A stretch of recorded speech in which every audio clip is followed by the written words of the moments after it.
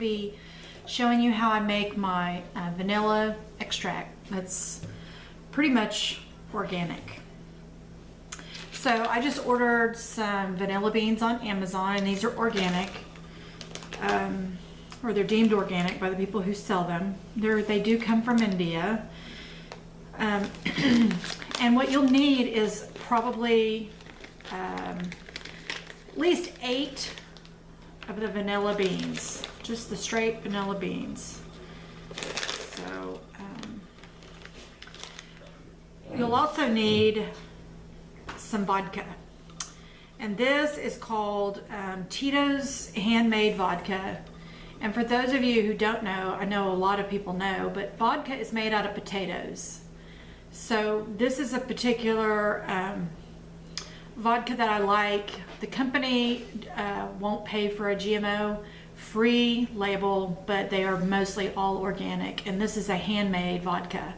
You could use a cheap vodka from any kind of liquor store that you choose to buy from, but this is the one I use. And this typically, depending on how many times you were using it for baking, I hate to say how long, mine lasts approximately probably 6 to 8 months, because I do a lot of baking, I do a lot of care packaging, and I do a lot of baskets and things for customers and the needy and stuff like that, and so I use a lot of vanilla. So anyway, let's get started. Okay, so what I'm going to do is you can usually just count out how many you need. It's I would say 8 vanilla beans. It depends really on how big they are, and how many seeds that you got out of them. I've kind of judged for myself, but 1, 2, 4, 6, 8. We'll just go ahead and do 10 just because I have. And then there's another amount over here. You could make double batches. You can vanilla extract if you choose to do so. It's not necessary, because if you use vodka, of course alcohol, it's its own fermentation. It's not a hurried process. It does take 6 to 8 weeks for your vanilla extract to be ready. Always recommend that you take a little bit and you test a little bit. Pardon my dog, he's huffing. He hears somebody, and Sharpays huff when they hear noise. They don't usually bark so much, but they do. Well, they bark, but they don't bark so much. But they do huff when they run to see what the noise is. Okay, so what you want to do is you want to take a knife, as sharp as you can get it, and you want to, just give yourself a seam down the middle of the vanilla. And I take usually the back of the knife, but I have to try to, open the vanilla bean. Usually, you'll see the vanilla kind of come out. These are little tiny specks of seed. So you really want to, get in there to the vanilla, and you don't want to obviously split it in half, but you want to get, as much absolutely as you can out of the vanilla bean. And looks like this one I've cut kind of too deep. That's why I say grab as many, out of your package as you think is going to be necessary. And you're going to smell, this is really strong. So, and it's going to be like pasty. Just a second and I'll show you what it looks like. If you notice that on the end of the knife, it's just really kind of pasty. So what I do is I open up the the vodka, and this is really strong. So when you make homemade vanilla, you can always use probably a little bit less than the processed kind that you use, if you're just buying McCormick vanilla. And I just really sit here and scrape it and drop it in the bottle. And I've had people who love vodka say, why would you ruin a bottle of vodka? But that's really all I use it for. We're not big drinkers.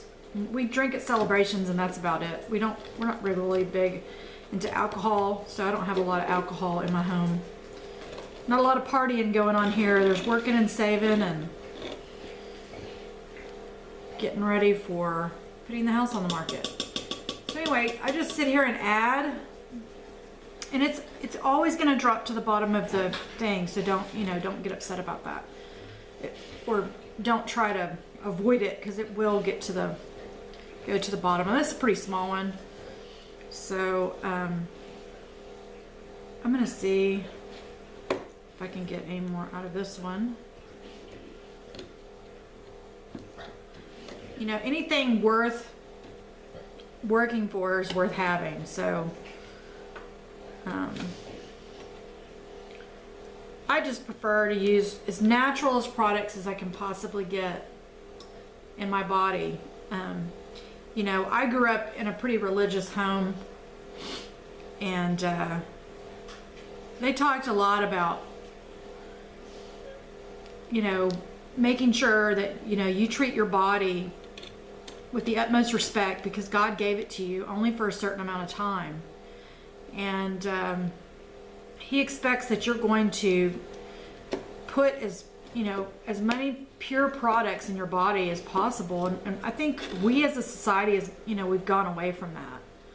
It's just my opinion. I mean, we had to go to a wedding this last weekend, and my husband and I, everything wasn't, when you're going out and you're traveling, there is very few organic restaurants, and there's very few ways to eat organically, and obviously we had to eat. And so we sort of decided to pick and choose our restaurants. I'm going to cut this one in half. It's probably going to be easier to slice open. But we got really sick on the food because I'm so used to, doing everything mostly by scratch and by hand. Just a breakfast, just a breakfast item at a restaurant. And I'm not talking about a fast food, just a place where you go in and sit down and order a plate of eggs and bacon. It was very different,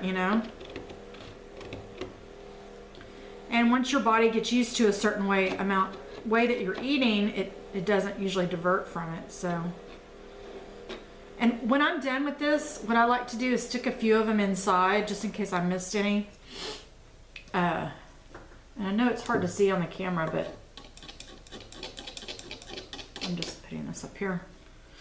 So this is really how you make vanilla, and I'll go ahead and get these vanilla beans sliced up and put in, or not sliced up, but broken open, and the vanilla bean scraped out all the goodness from the vanilla bean. You can also pull it apart like this, where you can see all of the, I just like to use the back of a knife. You could use a butter knife too.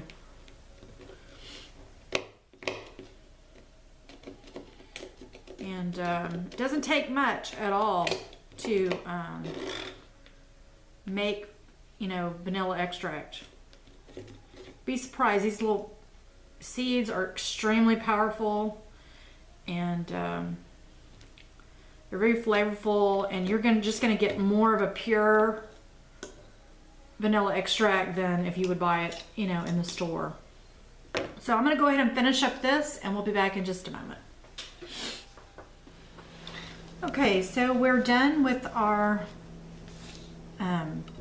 getting the seeds out of our vanilla, and I've got them they've all fell to the bottom of this vodka, and I've just taken a few of the vanilla bean stalks and I've cut them in half and then just dropped them into the vodka. And what this is going to do is just going to infuse the vodka with vanilla. So you can't use this right away. You're going to have to let it ferment. And the fermentation process takes about 6 to 8 weeks. So what I typically do is I write the date that I made this, and then I go to my phone, my smartphone, and I just set a reminder to check it. At 6 weeks, I just taste it, and if it needs a couple more weeks, then I let it go again. And again, this lasts me a very long time.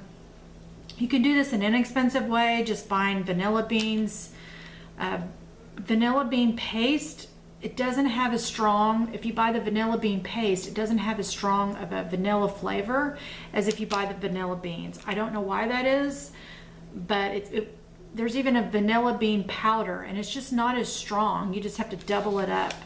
So I've been making my own vanilla for many, many years. My grandmother taught me how to do it. I see a lot of videos on all different types of vanilla. You can infuse it with cinnamon, you can infuse it with vanilla. Vodka is a base for most all extracts. So if you want a lemon extract or a rum extract or a butter extract or anything like that, you're typically going to start with a vodka base. And the ounces on this one, let me see if I can find how many ounces. It's 375 milliliters. And you can buy this at titosvodka.com if you want to purchase the Tito version. It's just one that I like because it's handcrafted and it's handmade. And it's the old-fashioned way to make vodka. And I tend to like to do things the old school way. So, and I think it's always funny that they put gluten-free. I think it's funny because you wouldn't have gluten in this. So that's just a selling point. I know that that's labeling and doing that. But anyway, I hope you enjoyed this video, and I hope you'll try making your own vanilla extract. It's especially really great for Christmas gifts or basket gifts. You could absolutely put a ribbon on this and tell, whoever you give it to at Christmas, you could write an expiration date, meaning the date that it's fermented, and then they could start using it. And this is just a perfect, great little gift. People love homemade items. So anyway, I hope you'll try this recipe, and thanks for joining us today. You can find more information about the extracts on pots, pans, and pioneers.com. Everybody have a blessed week.